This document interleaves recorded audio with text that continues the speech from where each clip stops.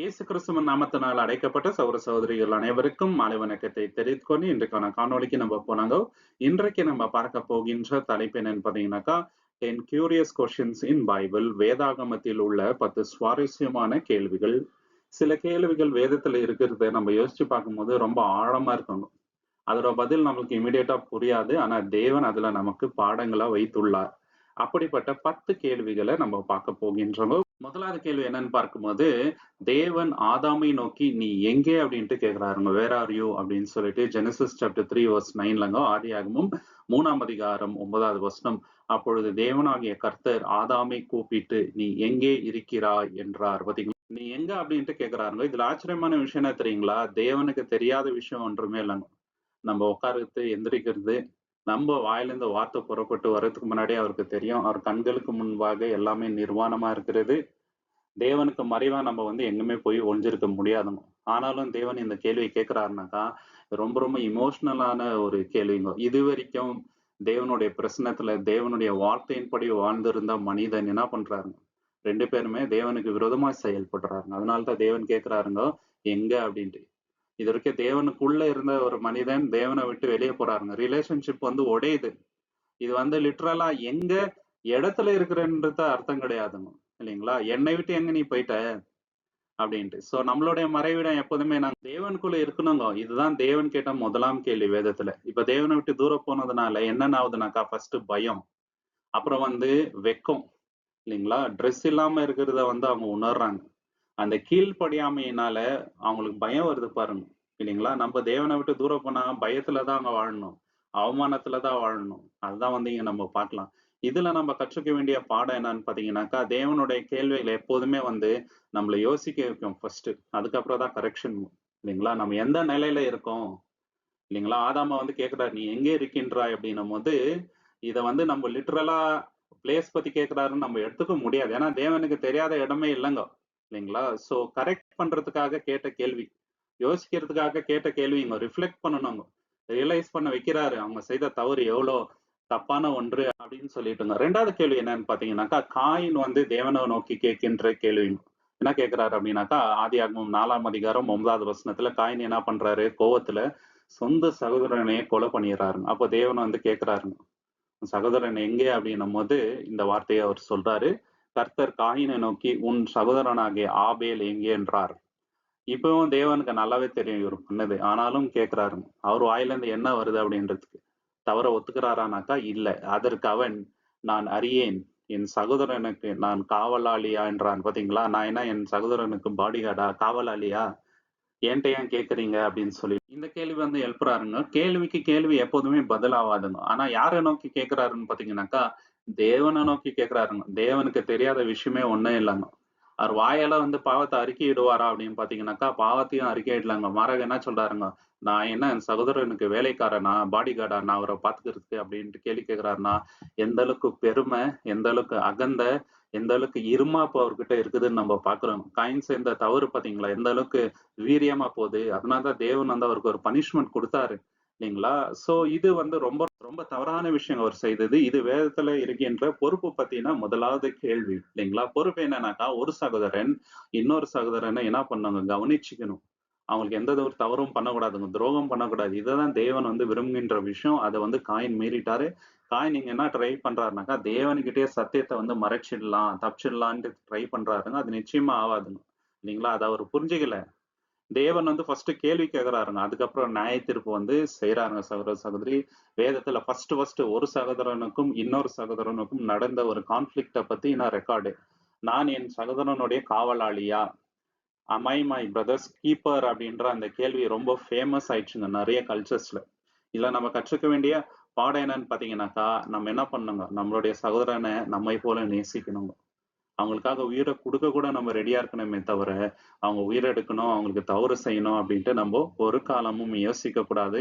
அப்படி செய்தோமானால் தேவன் நிச்சயமாக நமக்கு நியாயத்தீர்ப்பு செய்வாருங்க. 3வது கேள்வி என்னன்னு பாத்தீங்கன்னாக்கா, இந்த எலும்புகள் உயிர் அடையுமா அப்படின்றது. இது எசேக்கியேல் 37ஆம் அதிகாரம் 3வது வசனத்துல, எசேக்கியேல் சாப்டர் 37 வர்ஸ் 3ல அவர் என்னை நோக்கி, மனுபுத்திரனே, இந்த எலும்புகள் உயிர் அடையுமா என்று கேட்டார். அதற்கு நான், கர்த்தராகிய ஆண்டவரே, தேவரீர் அதை அறிவீர் என்றேன். பாத்தீங்களா? தேவனுக்கு தெரியாத காரியம் ஒன்றுமே இல்லை. தேவன் வந்து ஒரு வேலைக்கு கூட்டு போறாருங்க பள்ளத்தாக்குல. அந்த பள்ளத்தாக்குல உலர்ந்த எலும்புகள் உண்டு. அப்ப தேவன் அதுக்கு வந்து உயிர் குடுக்குறாருங்க. இது உயிர் அடையுமா அப்படின்ட்டு கேக்குறாருங்க. ஆச்சரியமான ஒரு கேள்வி. இது எதுக்கு ஒரு அடையாளம்னாக்கா, இஸ்ரவேல் ஜனம் இந்த மாரி தான் இருந்தாங்க. ஆனா தேவன் என்ன பண்ணாருங்க, ஒரு நாடாக அத வந்து உருவாக்கினார். இல்லைங்களா? அவங்க அடிமையா சுற்றி திரிந்தாங்க. ஆனா தேவன் அவங்களுக்கு திருப்பி உயிர் குடுத்தாருங்க. எந்த ஒரு நாடுமே வேர்ல்ட்ல இந்த மாரி இல்லங்க. இல்லைங்களா? இந்த மாரி நொறுக்கப்பட்டு போற இடத்துலலாம் அடி வாங்கி, திருப்பி வந்து ஒரு நாடாக ஃபார்ம் வந்த எந்த கண்ட்ரியும் வேர்ல்ட்ல வந்து நம்ம எக்ஸாம்பிள் வந்து காட்ட முடியாது. தேவன் கூட இருந்ததுனால தான் வந்து இந்த எலும்புகள் வந்து உயிர் அடைந்தது. இல்லைங்களா? இந்த உலர்ந்த எலும்புகள் எதற்கு ஒரு அடையாளம் அப்படின்னாக்கா, நம்பிக்கை இல்லாத ஒரு வாழ்க்கைக்கு அடையாளம். நம்பிக்கை இல்லாம தான் இருந்தாங்க சில நாட்கள் இஸ்ரவேல் ஜனம். ஆனா தேவன் என்ன பண்ணாரு? ரொம்ப பெரிய மிராக்கிள வந்து காமிச்சாருங்க. தேவனால கூடாத காரியம் ஒன்றுமே இல்ல. இன்னொரு அடையாளம் என்னன்னு பார்த்தீங்கன்னாக்கா, தேவனுக்கு மாறாக, தேவனுக்கு விரோதமாக, தேவனுடைய வார்த்தையை கேட்காம நம்ம நடந்தோம்னா, நம்ம லைஃப் இப்படிதாங்க போகும். இல்லீங்களா? ரொம்ப ரொம்ப கஷ்டமான சிச்சுவேஷன்ல நம்ம வந்து போவோம். அதுதான் வந்து நம்ம பார்க்கிறோம். இந்த கேள்வி வந்து மனுஷனுக்கு வந்து கஷ்டமா இருக்கலாங்க. ஆனா தேவன் கஷ்டமான கேள்வியும் இல்ல, கஷ்டமான விஷயமும் இல்லங்க. ஏன்னா தேவன் இத செஞ்சு காமிச்சார். எப்படின்னாக்கா, ஃபர்ஸ்ட் எலும்புகள் இருக்குது இல்லீங்களா? அதுக்கப்புறம் என்ன ஆகுதுனாக்கா, அது மூவ் ஆகுதுங்க. அசையுது. அதுக்கப்புறம் வந்து சதை வருதுங்க அதுக்கு மேல. அதுக்கப்புறம் சுவாசம் குடுக்கிறார் தேவன். அதுக்கப்புறம் ஜீவனை குடுக்கின்றார். இப்படிதான் இஸ்ரவேல் ஜனத்தை தேவன் ரட்சித்தார், புதுப்பித்தார். தேவனால கூடாத காரியம் ஒன்றுமே இல்லைங்க. நம்ம எக்ஸ்ட்ரீம் லெவல்ல பாவம் செய்து தூரம் போனாலும், தேவன் என்ன பண்ணுவாருங்க, நம்மளை புதுப்பிப்பார். ஜனங்க என்ன நினைப்பாங்க, ரிகவரியே பண்ண முடியாது. இனிமேட்டு ஹோப்பே இல்ல. ஆனா தேவன் என்ன பண்ணுவாருங்க, அமேசிங்கான விஷயத்த அங்க வந்து பண்ணுவாரு. அதுதான் நம்மளுடைய தேவன். அந்த ஒரு பாடத்தை நம்ம வந்து கத்துக்கலாங்க. 4வது கேள்வி என்னன்னு பார்த்தீங்கன்னாக்கா, மோசேய பார்த்து தேவன் கேட்கின்ற கேள்வி. மோசேக்கு வந்து முழுமனதா எகிப்துக்கு போற அந்த எண்ணம் இல்ல. எப்படின்னா வந்து இதுலருந்து தப்பிச்சுக்கலான்னு பார்க்குறாருங்க. நான் மந்தனாவா இருக்கிறேன் அப்படின்றாரு. அதுக்கு தேவன் என்ன சொல்றாருன்னா, உன்னோட சகோதரனாகிய ஆரோனை அனுப்புறேன் அப்படின்றாரு. அதுக்கப்புறம் உன் கையில என்ன இருக்குது அப்படின்ட்டு. சரிங்களா? யாத்திராகமம் 4ஆம் அதிகாரம் 2வது வசனத்துல எக்ஸோடஸ் சாப்டர் 4 வெர்ஸ் 2ல கர்த்தர் அவனை நோக்கி உன் கையில் இருக்கிறது என்ன என்றார். அவன் கோல் என்றான். இந்த கோல் என்னும்போது ரொம்ப சாதாரண விஷயமா அது தெரியுங்க. ஆனா தேவன் பெரிய காரியங்கள வந்து செய்தாருங்க இத வச்சு. அமேசிங்கான விஷயம். ஹியூமனோட பெர்ஸ்பெக்டிவ்க்கு அதை யோசிச்சே பார்க்க முடியாதுங்க. பிராக்டிகலா அது வந்து இம்பாசிபிள். தேவன் அப்படிப்பட்ட காரியங்கள வந்து செய்தாருங்க. மோசே கேட்ட கேள்விக்கும், தேவன் கேட்கிறதுக்கும் சம்மந்தம் இல்லாத மாதிரி நமக்கு தெரியும். தேவன் என்ன பண்றாருங்க, அமேசிங்கான விஷயம் அது மூலியமா செய்து காமிச்சாருங்க. மோசே என்ன ஆன்சர் பண்ணாருனாக்கா, கோலுன்னாருங்க ஒரே வார்த்தையில. இந்த கோல்ன்றது சாதாரணமா தெரியலாம் மத்தவங்களுக்கு. ஆனா இந்த கோல தேவன் எப்படி மாற்றினாருன்னு பார்த்தீங்கன்னாக்கா, நெறைய அடையாளங்கள அதன் மூலமா செய்து காமிச்சார். இல்லைங்களா? அவரு தான் வந்து இஸ்ரவேல காக்க போகின்ற ஒரு லீடர்ன்றதுக்கு அந்த கோல் ஒரு அடையாளமா ஆயிடுச்சுங்க. யூசுவலா ராஜா கையில என்ன இருக்கும்னாக்கா செங்கோல் இருக்குங்க. ஆனா மோசே கையில என்ன இருக்குதுங்க? சாதாரண ஒரு கோல் தான். அந்த கோலு இன்னைக்கு வரைக்கும் யாராலயும் மறக்கவே முடியாதுங்க சகோதர, சகோதரி. அந்த அளவுக்கு தேவன் என்ன பண்ணாருங்க? மேஜரான மிராக்கிள்ஸ் எல்லாம் அதன் மூலியமா செய்தாருங்க. இதுல நம்ம கற்றுக்க வேண்டிய பாடம் என்னன்னு பார்த்தீங்கன்னாக்கா, ரொம்ப ரொம்ப ஆர்டினரியா இருக்கின்ற விஷயத்த தேவன் என்னங்க மீனிங்ஃபுல்லான விஷயமா மாற்றிருவாருங்க. அமேசிங்கான விஷயமா மாற்றக்கூடிய வல்லமை தேவனுக்கு இருக்குதுங்க. தேவன் எப்போதுமே என்னங்க ரொம்ப எக்யூட் ஆன பீப்பிள வந்து கூப்பிடுறது இல்லங்க. நல்லா படிச்சிருப்பாங்க, ஞானம் நெறையா இருக்கும். அந்த மாரி ஆட்கள கூப்பிட்டு அவருடைய வேலைய செய்ய வைக்கிறது இல்லங்க. இப்போ மோசே எடுத்துக்கலாம். அவர் வந்து ரொம்ப கிரெடென்ஷியல் அவர்கிட்ட இல்லங்க. எகிப்துல சில விஷயங்கள் கத்துக்கினாரு. இல்லைங்களா? சோ அந்த விஷயத்த வந்து இவரு இங்க இம்ப்ளிமெண்ட் பண்ணாரான்னு பார்த்தீங்கன்னாக்கா, இல்ல. தேவன் அவருடைய வல்லமைய தான் பயன்படுத்தினாருங்க. இல்லைங்களா? இப்படிப்பட்ட ஆட்கள தான் தேவன் நெறைய இடத்துல வந்து பயன்படுத்தினாருங்க சகோதர, சகோதரி. 5வது கேள்வி என்னன்னு பார்த்தீங்கன்னாக்கா, பரலோகத்துல தேவன் கேட்ட கேள்வி. இது வந்து ஏசாயா 6ஆம் அதிகாரம் 8வது வசனம். Isaiah chapter 6 verse 8. பின்பு யாரை நான் அனுப்புவேன்? யார் நம்முடைய காரியமாய் போவான் என்று உரைக்கின்ற ஆண்டவராகிய சத்தத்தை கேட்டேன். அதற்கு நான் இதோ அடியேன் இருக்கின்றேன் என்று அனுப்பும் என்றேன். பாத்தீங்களா? இப்ப தேவன் சொல்றாரு, என்னோட காரியமாக யார் போவாங்க அப்படின்னும் போது ஏசாயா சொல்றாரு, நான் போறேன் தேவரே. அடியேன் நான் இருக்கிறேன். சர்வன்ட் நான் இருக்கிறேன். நான் போறேன். இந்த மாதிரி ரெடினஸ் நம்ம கிட்ட இருக்கணுங்க. தேவனுடைய காரியம் செய்யறதுக்கு எப்பவுமே ரெடியா இருக்கணுங்க. ஏசாயா தீர்க்கதரிசி வந்து ரெடியா இருந்தாருங்க தேவனுடைய காரியத்தை செய்ய. ஏசாயா தீர்க்கதரிசி வந்து அவர் சுயத்தை சாராம தேவன் மேல சார்ந்து இருந்தாரு. தேவனுடைய கேள்வி வந்து ஒரு இன்விடேஷன், ஒரு அழைப்பு இல்லைங்களா? அது வந்து ஒரு கட்டளை கிடையாது. பரலோகத்துல கேட்கப்பட்டுச்சுங்க அந்த கேள்வி. ஆனா பதில் எங்கத்துல இருந்து வருதுங்க? பூமியில இருந்து வருதுங்க. ஒரு மனுஷன் கிட்ட இருந்து வருது. தேவன் எப்போதுமே வந்து வாலண்டரியா நம்ம வந்து அவரோட ஊழியத்தை செய்யணும்னு தான் விரும்புறாரே தவிர, நம்மள கட்டாயப்படுத்தி வந்து நம்ம மாறணும்ன்ட்டு அவர் வந்து விரும்புறது இல்லங்க. ஒரு ரோபோ மாரி நம்மள வந்து இழக்கிறது இல்லைங்க சகோதரி. ஸோ பிரஷர் குடுக்கறது இல்லங்க. நம்மளுடைய பார்ட்டிசிபேஷன் வாலண்டரியா இருக்கும். செய்யணும் அப்படின்றது அது தேவனுடைய சித்தமா இருக்குது.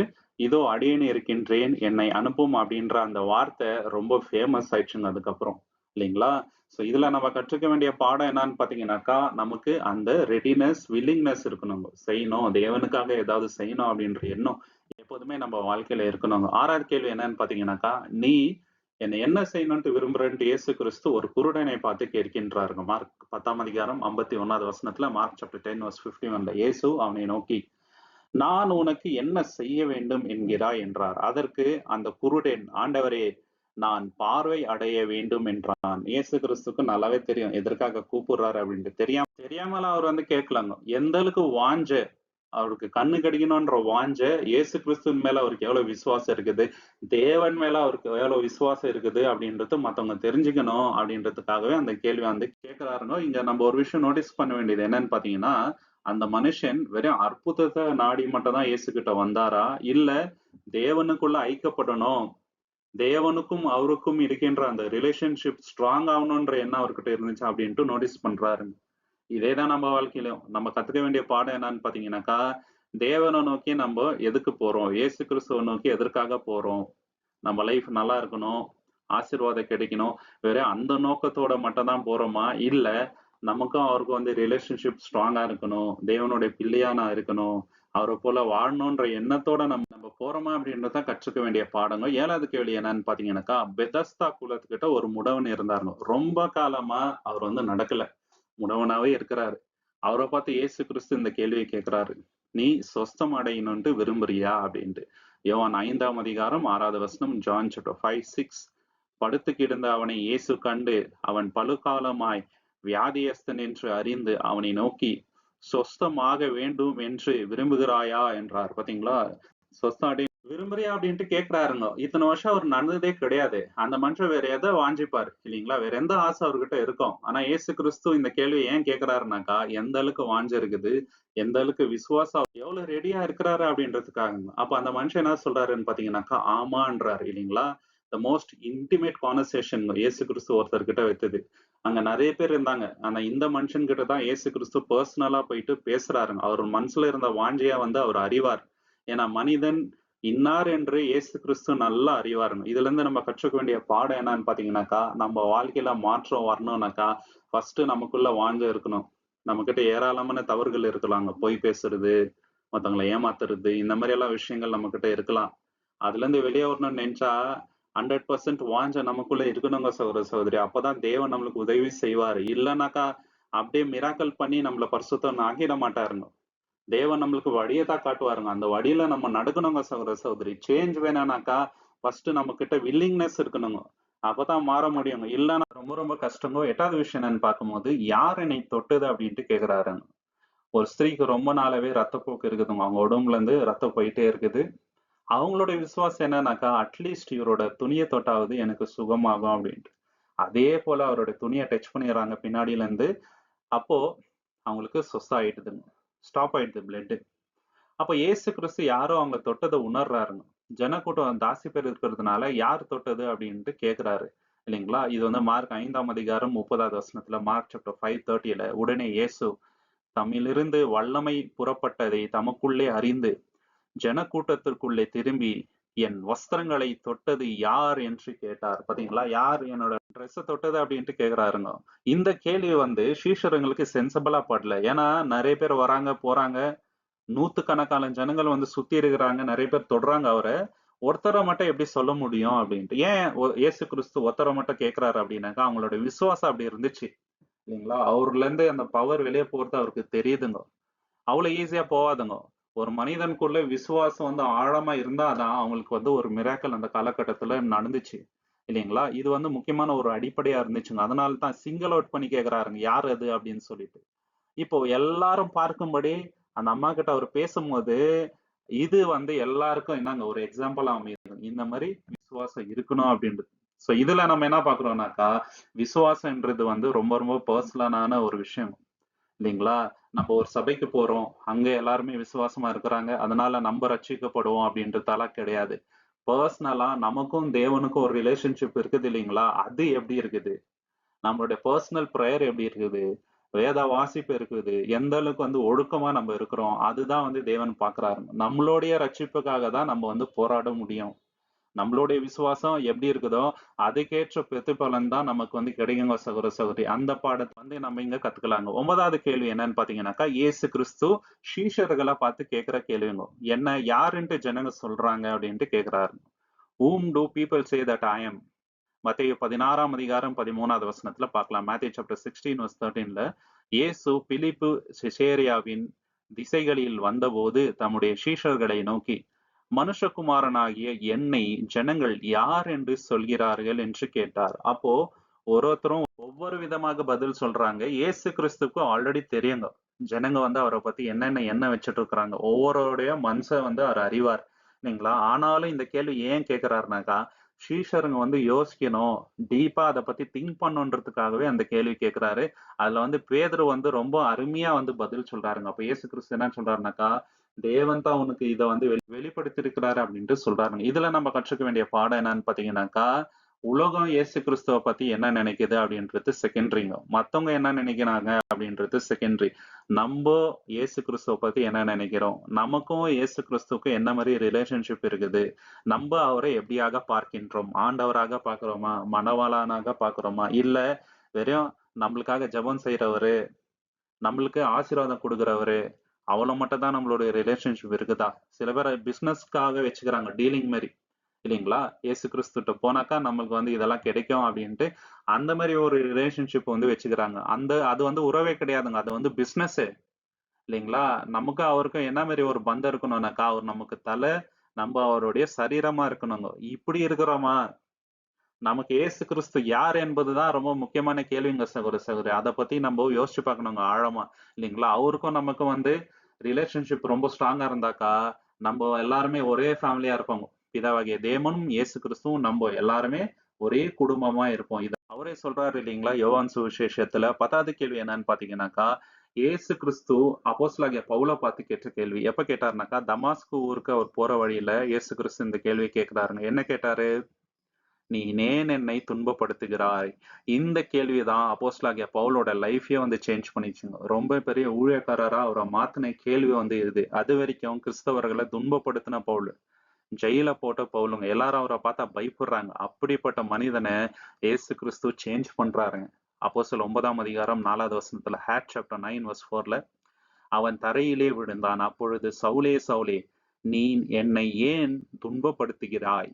என்று தன்னுடனே சொல்கின்ற ஒரு சத்தத்தை கேட்டான். பாத்தீங்களா?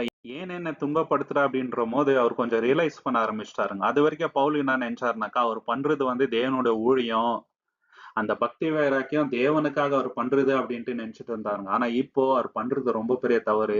ஏசு கிறிஸ்துவ தான் அவர் வந்து துன்பப்படுத்திட்டு இருக்கிறாரு அப்படின்னு புரிஞ்சுக்கினாருங்க. அப்போ அவரோட லைஃபே வந்து மாறினது. இதே போல நம் அனைவரோட வாழ்க்கையும் வந்து ஏதாவது ஒரு கேள்வி மூலியமா மாறி இருக்கும். சரிங்களா? பைபிள்ல வந்து ஒரு கேள்விய தேவன் நமக்கு காமிச்சிருப்பாரு. ஒரு ஊழியக்காரர் மூலியமா தேவன் நமக்கு ஒரு கேள்வி கேட்டு நம்மள மாத்திருப்பாரு. ஒரு சகோதர சகோதரி மூலியமா தேவன் நம்மள கேள்வி கேட்டு வந்து மாத்திருப்பாருங்க. இந்த மாதிரி நிறைய பேரோட லைஃப்ல வந்து எக்ஸாம்பிள்ஸ் இன்னைக்கு வந்து உண்டுங்க சகோதர சகோதரி.